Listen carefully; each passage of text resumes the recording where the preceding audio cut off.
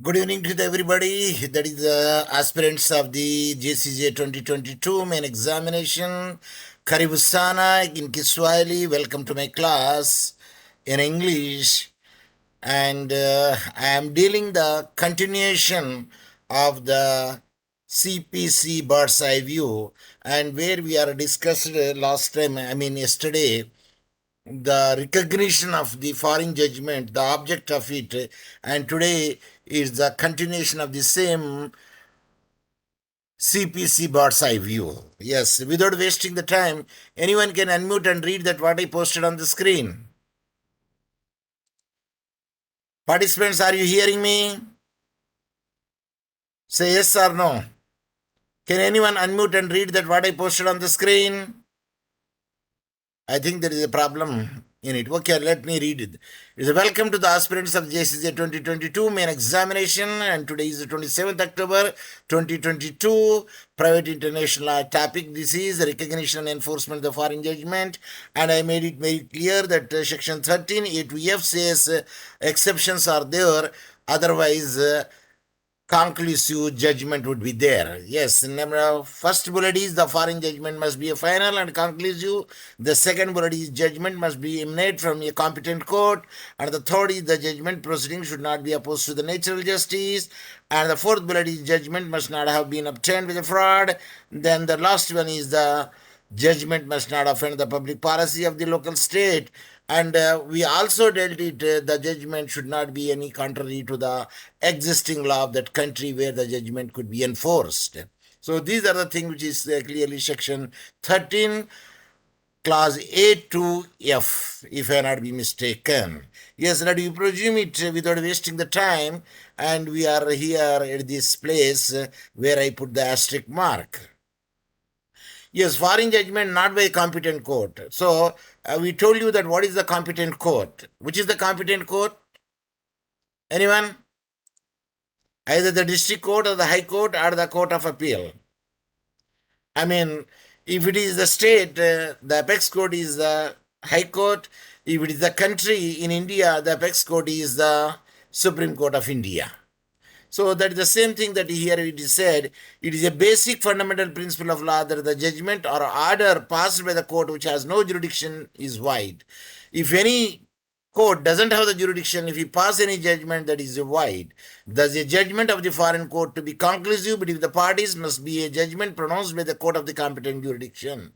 Here the competent jurisdiction is not the district court, not the, of course, residence magistrate court will say in the Tanzania, but here we can say the district court. Of course, district court is the both, it will deal it, the civil cases as well as the criminal cases. When you say the criminal cases, we can say the session court, subject to the correction. Yes, Venonad, are you there?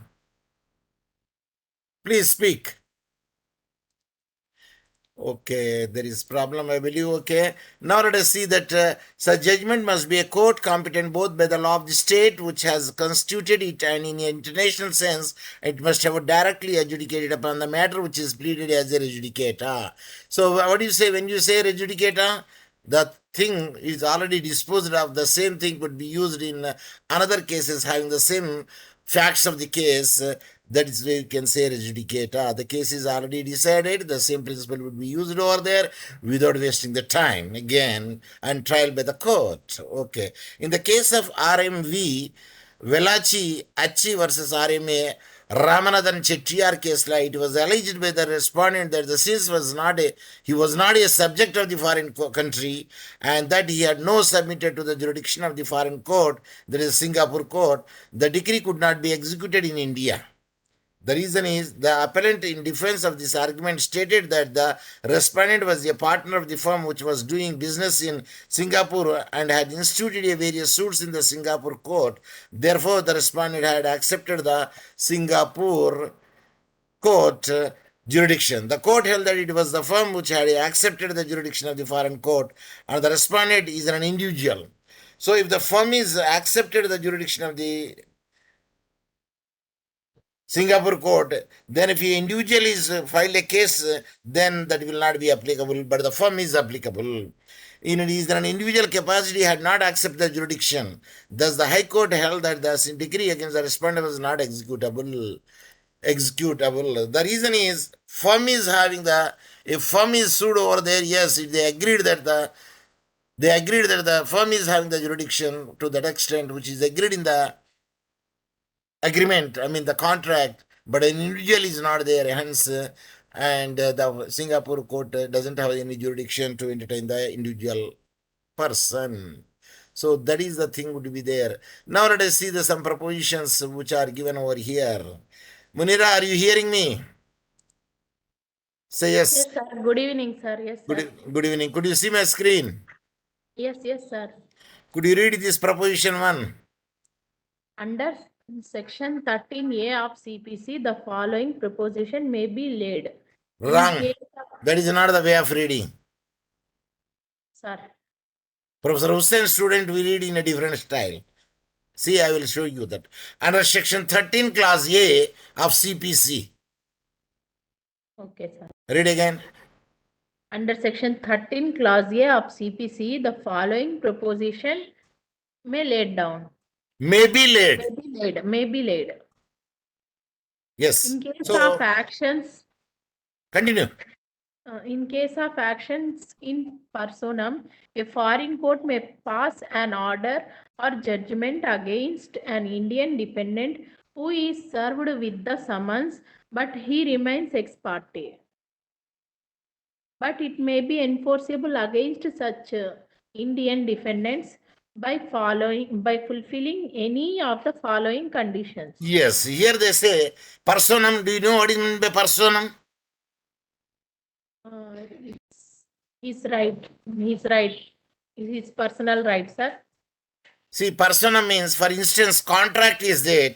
A contract is a person can be sued only the person who is a party to the contract. Yes, sir. In particular person is personam. Yes. Contract is in personam, where the tort is right in rem. Right in rem. That is the meaning of it. So a foreign court may pass an order or a judgment against an Indian defendant who served with the summons, but he remains ex parte. And when he served, the summons will be there. If he did not appear, then the court will decide the ex parte judgment. But it may be enforceable against such Indian defendant when the following conditions should be fulfilled over there. What is number A? If the person is a subject of the foreign country, means he agreed that he would be submitted to the foreign country. Foreign country what? Applicable law, that is a law applied, number 1. Number 2, jurisdiction. Am I right? Sir. In private international law, 3 basic components are there. What are they? Number 1, jurisdiction. Number 2, applicable law. Number 3, recognition and enforcement of the foreign judgment. These are the 3 elements should be there when one of the party is a foreign party. Then only this comes foreign judgment. Is it clear? Okay, sir. So number 1 is against him on prior occasion, means he should be subject to the country. Number 1. Number B, if the person is a resident in a foreign country, when the action is commenced, suppose he was a resident in a foreign country, if any action is commenced over there, yes, that country jurisdiction is there on the defendant. C, if a person selects the foreign court for taking an action in the capacity of a plaintiff in which he is sued later. See, whenever the contract would be there, especially the private international law, business contract. Am I right? Yes, sir. Yes. Of course, why not? Even a marriage contract also. In Indian cannot marry a foreigner? Marry, sir. Provided there are some conditions are there. Yes, sir. So, if a person selects the foreign court for taking an action in the capacity of a plaintiff in which he is sued, yes, he selected it for the foreign country. D, if the party on being summoned voluntarily appears before the foreign court, if the party voluntarily they summons to appear before the foreign court, at that instance also a foreign court jurisdiction would be applied over there. Yes.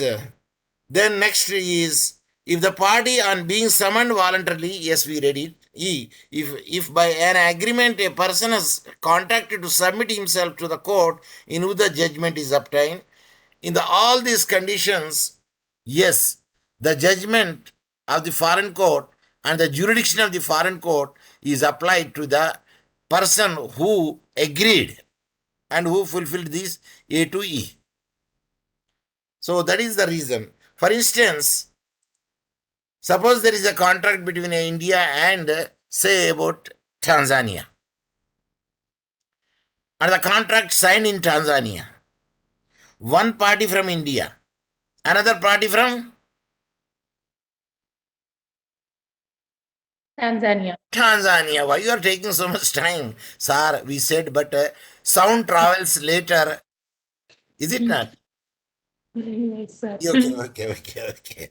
So the breach of contract will be performed in Tanzania, and the party agreed. If any breach of contract is there, then the Tanzanian court is having the jurisdiction to entertain it.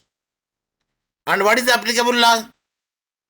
Applicable law is obviously Tanzania. But where the general principles are concerned, both Tanzania and India is the common law country. At that instant, general principles are the same. And if any judgment is made in Tanzania, that judgment would be applicable to the judgment debtor because Tanzania is a judgment decree holder. Then judgment debtor is Indian. At that instance, the Tanzania judgment will be applicable as it is in India. Why? Because the party agreed to the Tanzanian jurisdiction and the applicable law also the Tanzanian law. Is it clear? Yes, sir. Yes, sir. Good. So that is the thing which will happen over there. It is very interesting, private international law. Really you enjoy it. I don't know. Here, they did not make it a core course. Is it a core course in some places? Core course means compulsory course. No, sir. No, sir. Because generally it will be taught in the 2-semester course because that is very interesting. It should be taught in the 2-semester course, like contract 1 and contract 2. Labor law and labor law 2. One family report, sir. Yes. That is the way actually because I teach private international law in University of Asmara for the 3 years. Later on, when I went and joined in the University of Dar es Salaam, Tanzania, it is me only introduced that course. Otherwise, that course is subject to the only appear in the prospectus only. But I introduced it and I taught at least for 11 years. In the first 3 or 4 years, it is an elective course, means optional course. Later on, like UGC, there is a TCU, is the Tanzania Commission for the Universities. They say it's a compulsory course. But this course should be taught only in the last semester because it's only 1 semester course. The reason is you study the family law there, you studied the contract there, you study CRPC, CPC, TARTS, you will study the transfer of property. So all the things will be studied over there, hence it should be taught only in the last semester course. Okay? Okay, sir. Yes. I don't know in which year it is introduced here.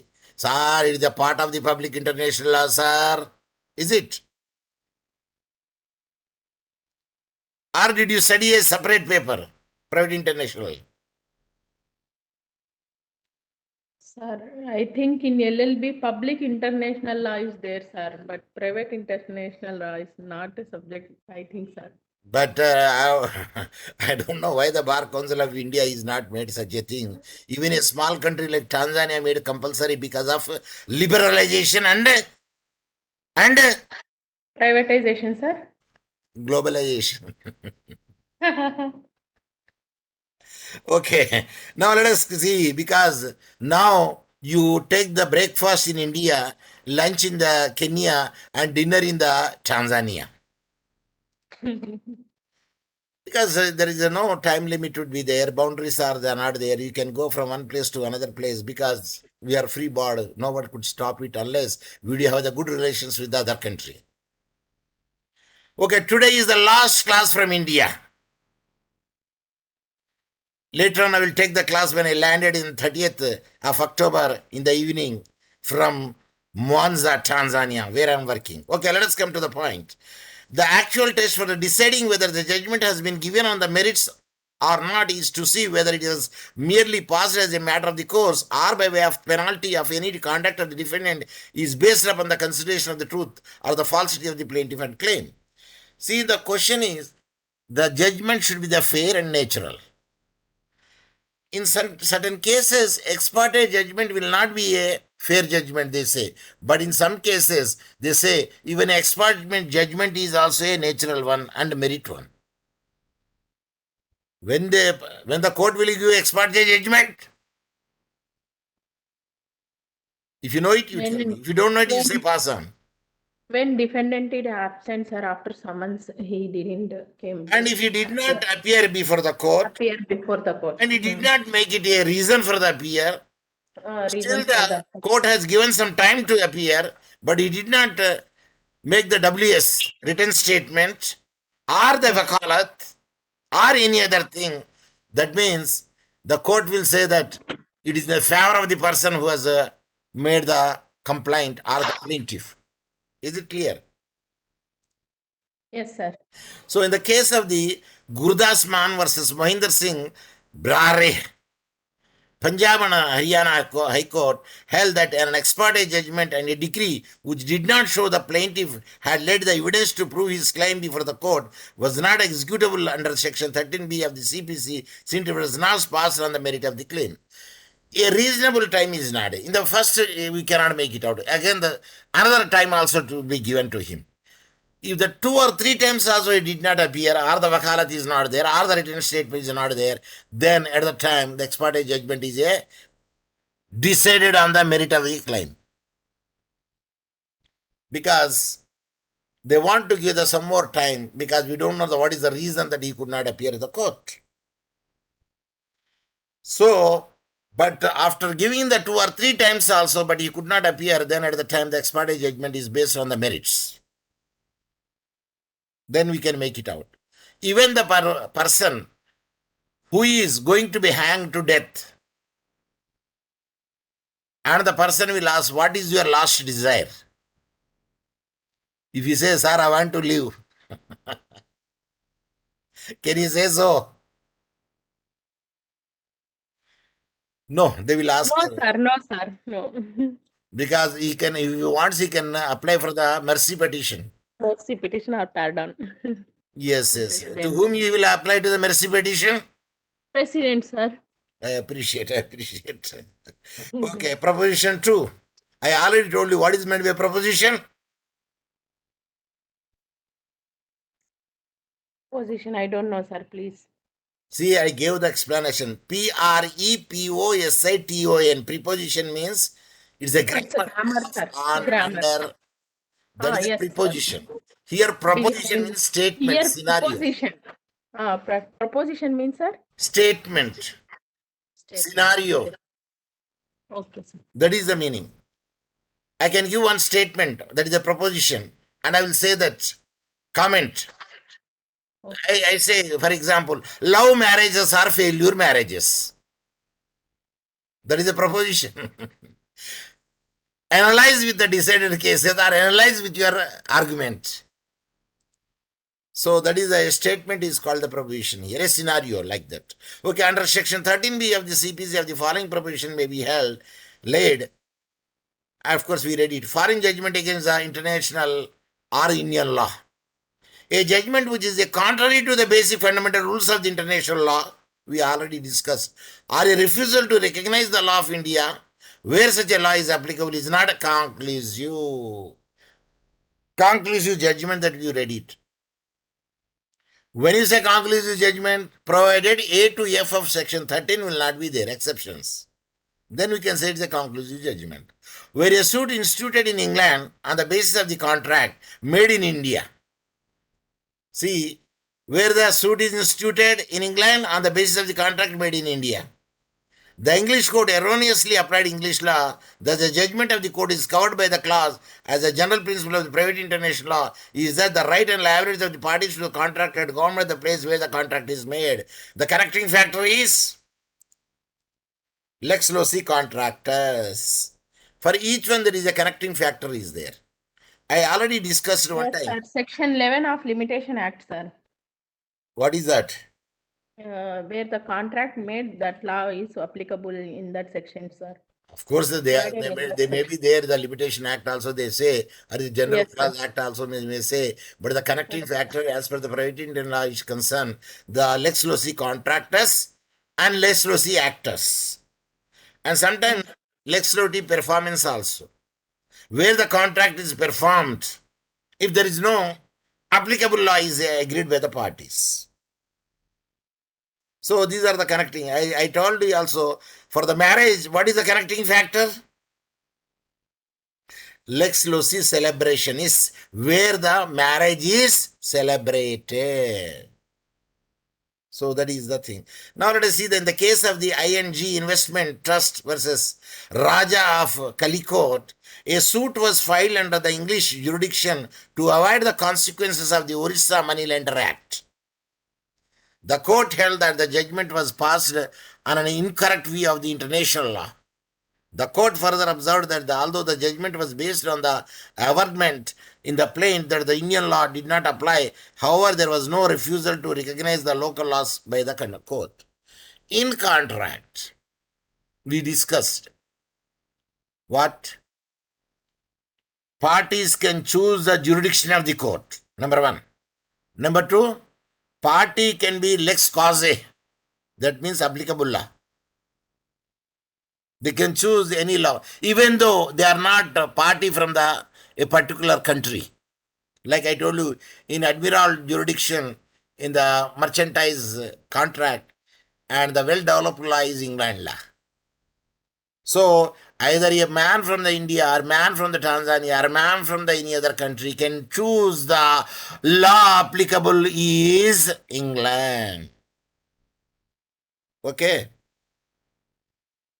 Okay, sir. Right.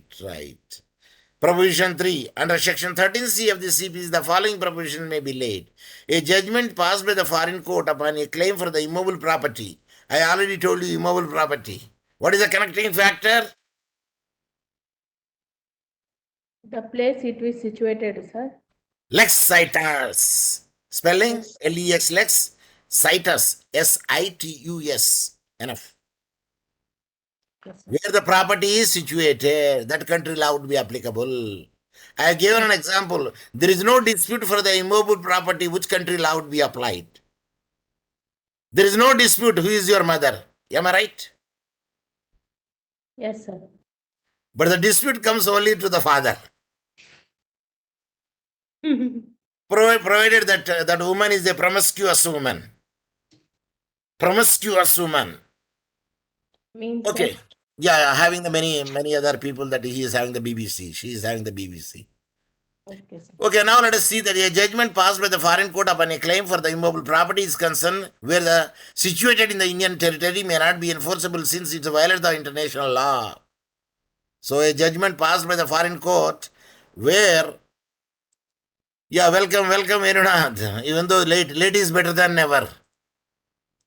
A judgment passed by the foreign court where before the contrary Indian law had been shown, but the court had refused to recognize such law, then the judgment or a decree may not be enforceable except where the proper law of the contract is a foreign law. Now the question comes over there. Every country is a sovereign country. Then why we should have to recognize and enforce the foreign judgment in India? Answer is, Give respect and take respect, sir. what is the theory is called? What that principle? There is a theory of comity. Yes, sir. COMITY. Committee. That theory would be applied over there. And there is a vested interest theory also there. And there is a obligatory theory also there, because no one can enrich himself or herself at the cost of the others. चूना लगाना बोलते हैं, क्या बोलते हैं? Are you, चूना लगाना, sir. do you know what is chuna? What do you say in English? Don't know, sir. Do you eat pan? Yes, sir. No, sir. No. Okay, the pan people, they know it. Yes, sir. Yes, sir. Yes. Now the question is, foreign judgment opposed to the principle of natural justice. If any judgment is opposed to the natural justice, that cannot be conclusive judgment. So it is the essence of the judgment of court that it must be obtained after due observation of the judicial procedures. The court rendering the judgment must observe the minimum requirement of the natural justice. In administrative law, there is a maxim is there.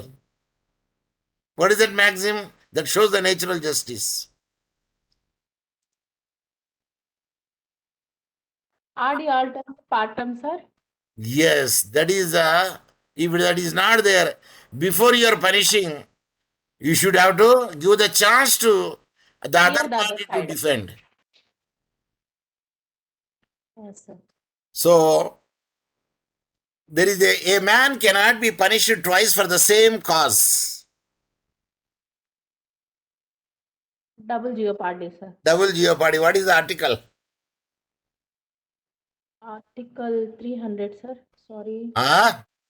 Sorry, the section 300 of CRPC, but article. Is it not 20 or 20? 20A, 20B or 20? 20. A, B, C is there. Yes, sir. Cannot be mistaken. Yes, sir. Self-incrimination also there in that clause, sir. And what is the very classical case law for the double jeopardy? When I was teaching to the MCQ screening test, I made several times this famous case law. Double jeopardy. For the same cause of action, a man would not be punished twice. It's a gold case, sir. Maybe I think. Maqbul Hussain versus State of Maharashtra. Maqbul Hussain. Yes, sir. Yes, no, not Maharashtra. It's Bombay. He caught on airport. Because gold. he brought some gold from the other country. The excise department made the punishment. Again, he will be filed the case, and that is Kafeposa, Conservative of the Foreign Exchange Regulating Act. Something is there. Then he said doubly that he said customs is not a proceedings. It is only, it doesn't come under prosecution. So they say it's a no. So here, one time that a mother, the boy came from the house, the boy came from the school to his house late. And they made, if you come by late 1 hour, you have to be punished. You have to make sit-ups at least 10 times. Then mother has given the punishment, 10 times you have to make the sit-ups. And he did it because he came late, 1 hour late to the house from the school. Then the father came. Father said, you came late 1 hour, make the 10 sit-ups. You know what the son told? It's a double jeopardy. It's a double jeopardy. Dad, you read the Article 20. You cannot for the same punishment because mother already punished. So the same cause action, no one can be made the punishment for the twice. So it must be composed of the impartial person who must act in a fair and the justified manner without bias and good faith. Means procedure should be followed, not arbitrarily. It must give a reasonable notice to the party. That is, we can say in the CPC, caveat. Is it or not? Give the notice to the parties and to the dispute, and each party should be given equal opportunity to present their case. A judgment which suffers from such infirmities on the part of the judge will be regarded as a nullity on the trial. Quorum non judice, that is the word they used is. Do you know what is meant by quorum non judice?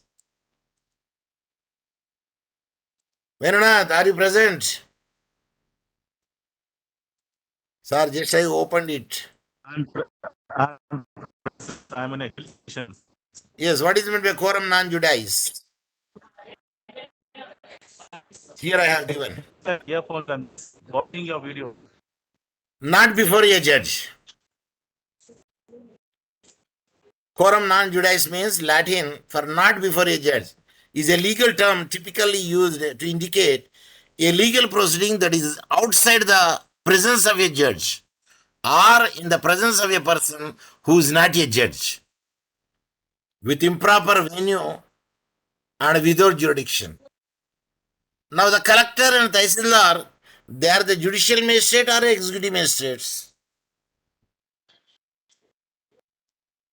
Executive magistrate. Executive, sir. Okay. So that is in case of the Lalji Raja and Sons versus from Hansraj Nathuram.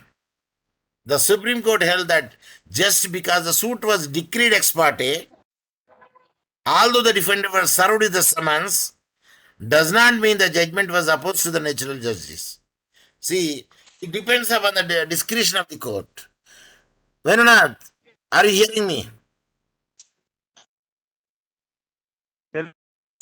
How many times a judge will give to the other party when the case is already ex parte to file the written statement as well as the wakalat or to set aside the ex parte notice, ex parte judgment? Your voice is breaking, I don't know why. No, I'm not. Yeah, because it is breaking. So better let me speak it. Because one of the case practically is ex parte judgment is given. Again, the time is given to him and he did not turn up. The second time, only the wakalat has filed and they say the WS will be filed later. Again, the judge has given some 1 week time. In case this time he could not appear over there with the WS, then the ex parte judgment holds good. Then it is not opposed to the natural justice. Is it clear? At least his time will be given over there. That's why that we will say that let 99 innocent will be, let 99 culprit should be released, but one innocent will not be convicted. That is beyond the reasonable doubt in the criminal law. Yes, proposition 4, under section 13D of the CPC, the following propositions may be laid. The foreign court must follow the principle of natural justice whether delivering the judgment. Judgment must be impartial, given fairly. Moreover, the parties to the dispute should be given the opportunity, the notice of the initiation of the legal proceedings. A notice should be served over there. Equal opportunity of the presenting their case in order to avoid any allegation of the fulfilling the principles of natural justice. In case the judgment or decrees comes to the Indian court for the enforcement, unless this is done, the judgment or decree passed by the foreign court may be violate the principle of natural justice. If any foreign judgment opposed to the violation of the principle of justice would be there, then such a judgment is not conclusive. So fraudulent judgment by fraud. Yes, if any judgment fraud it is obtained over there, then it is also not amount to conclusive judgment. It cannot be a adjudicator. It has been said fraud and justice never dwell together.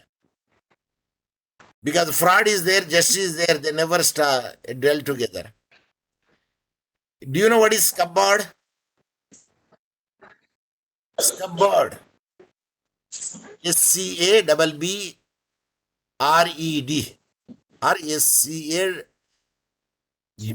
SCABBRED, scabbard. You know sword, where we will keep the sword? Where we will keep the sword?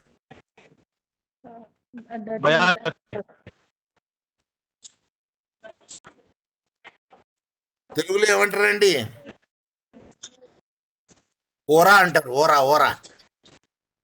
Did you see its cupboard? See, this is the scubbard.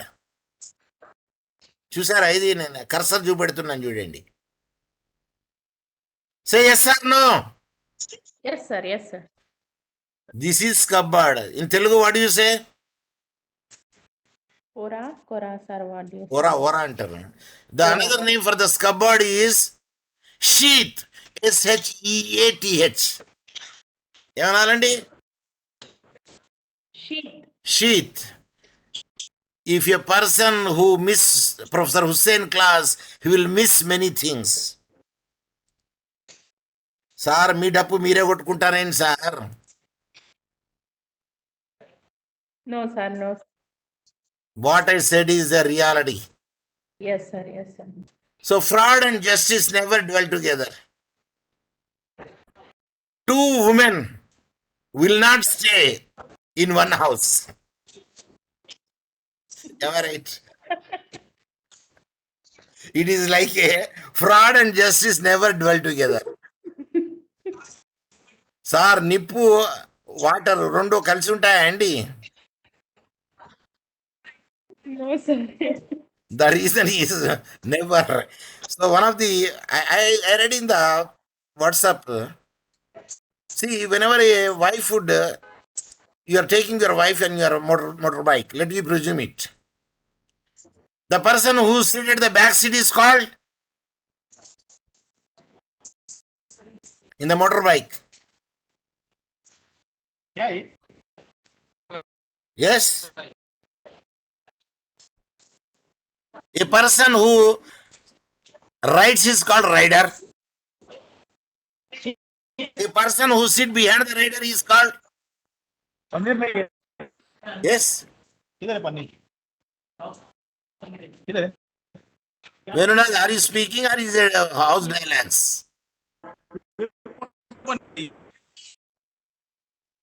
If you don't know, you say pass on. Pass on, sir. Pass on. I don't know because when I taught several times in the class, pillion rider. Spelling?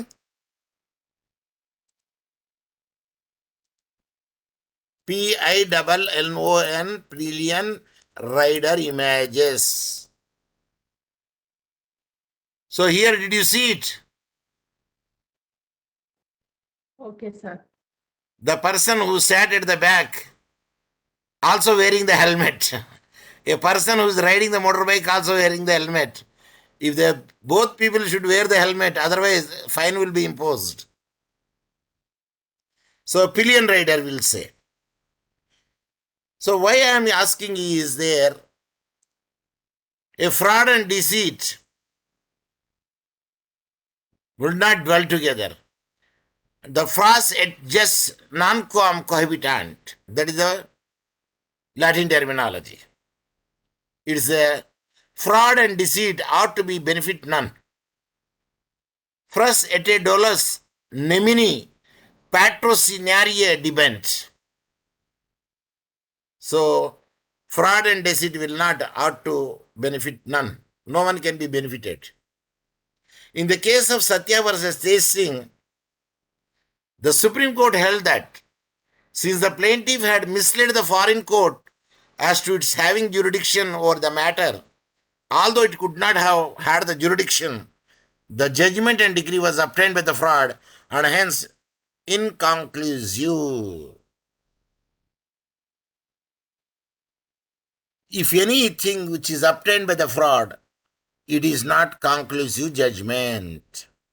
So that is in SP Chengalvaraya Naidu versus Jagannath, Supreme Court held that it is a well-settled proposition, statement of law, that a judgment or a decree obtained by playing a fraud on the court is nullity and non-est in the eye of law. It cannot be applicable in the law. So why I am giving this pillion rider no example? The husband taking the wife has a pillion rider and the husband is a rider. So when he wants to take the petrol in a bunk, they will drop the wife very far away and they will go and take it, the petrol, and come back and take the wife. Then the wife asked to the husband, why do you drop me in the corner? Why don't you take me to the petrol station? Do you know what the husband said? We cannot take the matchstick at the petrol bunk. Did you get my point? Yes, sir. अरे हौले कोई तो भी अंगार लेके जाता petrol pump के पास. And then she did not get the point. Later on, if I tell crack the joke today, please laugh on the spot only. Don't laugh tomorrow. So that is the point which will be there. So pillion rider and rider that you lent it. Proposition 5. Under section 13E, class E, that is the right way of reading. Under section class E of the CPC, the following proposition may be laid where the plaintiff misled the foreign court and the judgment of the decree is obtained on the basis that the judgment may not be enforceable. However, if there is some error in the judgment, then the Indian court will not sit as a court of appeal to rectify the mistake or error. If any judgment is given by the foreign court on the error, based on error, then the Indian court doesn't have any duty to make the error free. They say merely they don't apply. Means judgment is not conclusive. Means they don't regard the judgment of it. So foreign judgment found on breach of Indian law. If any law, the foreign judgment is contrary to the Indian law, the judgment will not be a conclusive judgment. Means cannot be recognized and enforced in the India.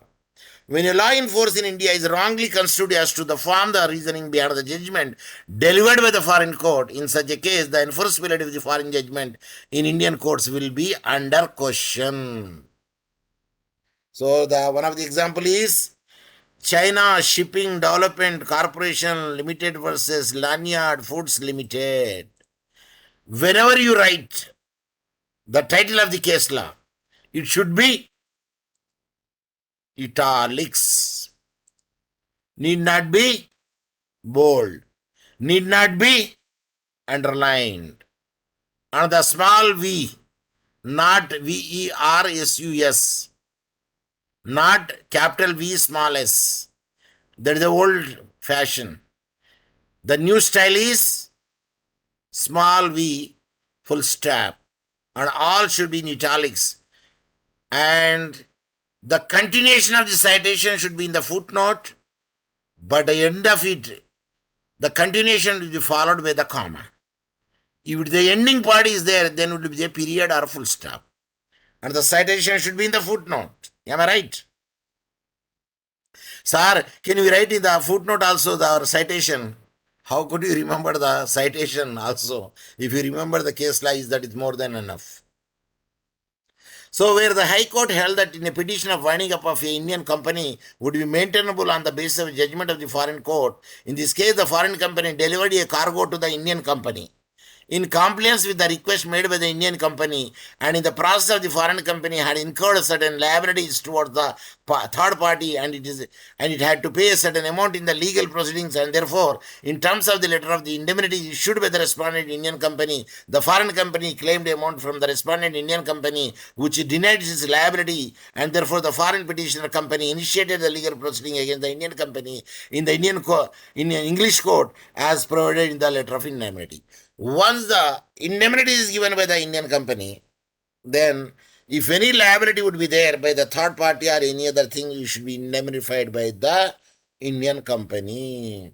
The respondent Indian company did not file a defense, and therefore the English court passed on an ex parte order awarding a certain amount in favor of the petitioner foreign company and a consideration of the evidence and the merits of the claim filed by the foreign company by a notice issued under section 433 and 434 of the Companies Act 1956.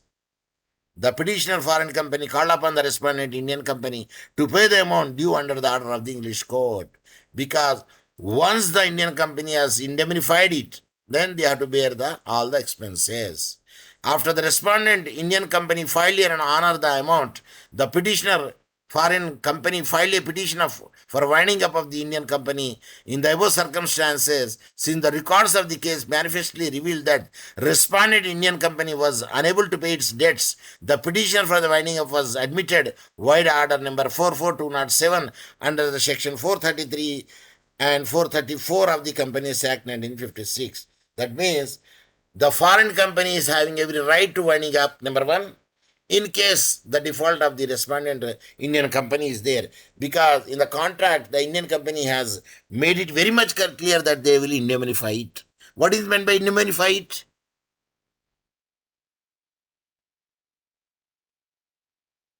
Participants, are you hearing me? Participant, are you hearing me? Sir, there is a problem. Sir, please, sir. What is meant by indemnify? Indemnified, he have to give money, sir, return back. Whatever the expenses would be there, that you are supposed to Indemnified. pay. Pay. So that is the, even a provision 6 is there. It says under section 13F of the CPC, the following provision may be laid. A judgment passed by the foreign court which breaches any law in force in India may not be enforceable, except where it is based on contract having the different proper law of the contract. Suppose if the party agreed that they will pay the 4 times, 5 times penalty, can the court say you are not supposed to pay? Answer is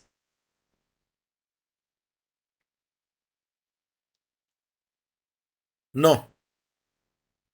The court will not interfere in it. But when the interest is more than the market value or the bank rate or any other rate, then the court may interfere. But it is more excessive. Suppose the party agreed it, but the party later on say that I agreed because of the force. You know the adhesive contract, standard form of contract. Sudha Yadaram, can you hear your voice? Yes, sir.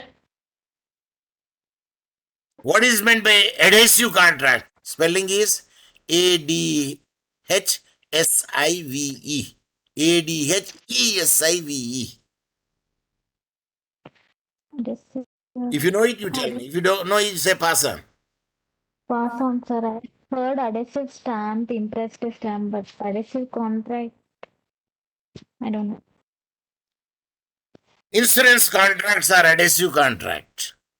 In insurance contracts, you cannot negotiate with them. In the standard form of contract, we cannot negotiate with them because they are printed one. If you agree it, you sign it. If you don't agree it, just keep quiet.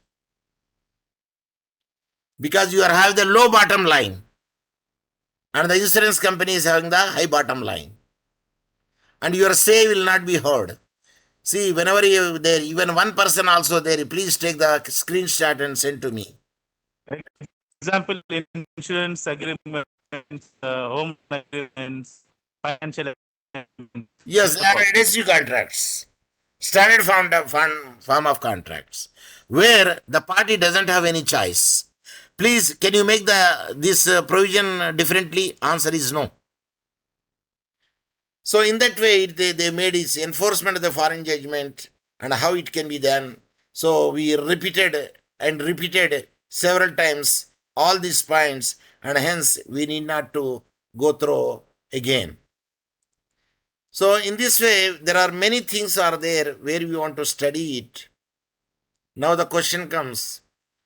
Now I believe that if any foreign judgment or foreign award is there, I am sure that you are going to make it out. Am I right? Say yes or no, because at any time it will stop. Yes, sir. My today Cisco Webex online class at any time will stop because I already got the notification that only 5 minutes are left and I consumed at least 3 to 4 minutes now. So I believe that this much is enough regarding the foreign contracts are concerned, because we made the several repetitions and these are the steps we made it, and double we made it out.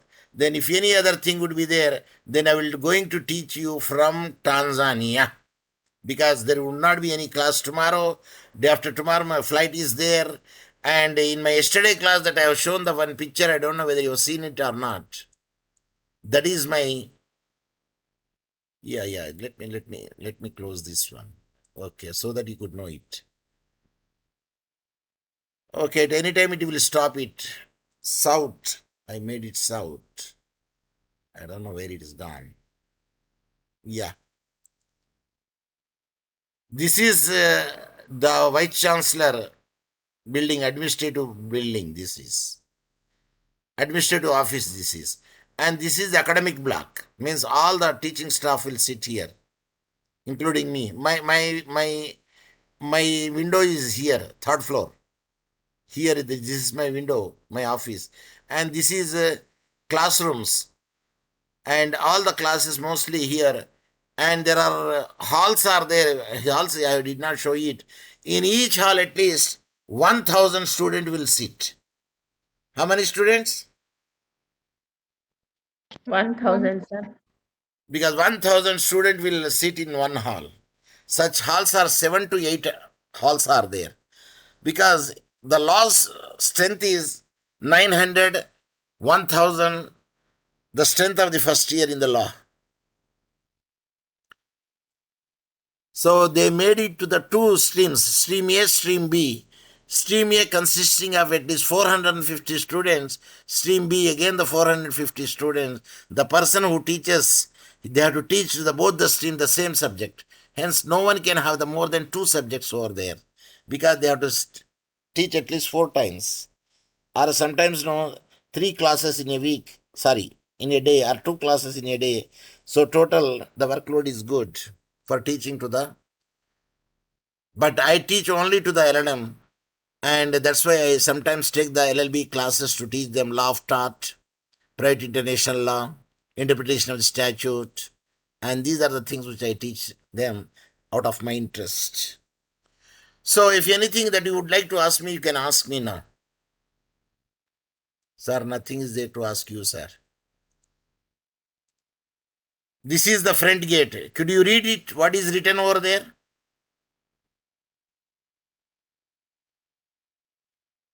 Could you read it? What is written over here? Anyone can unmute and read. Participants, are you there? Augustine Institute of Tanzania, sir. St. Augustine University of Tanzania. Sir.